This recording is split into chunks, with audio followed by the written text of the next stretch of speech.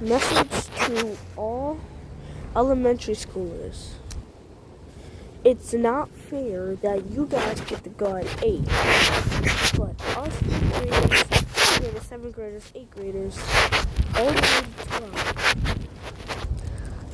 12 needs to leave before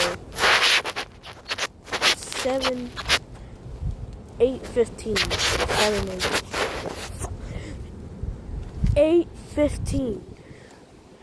So, give me a comment if you relate to this.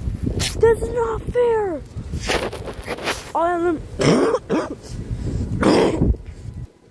All elementary schools, go fuck yourself!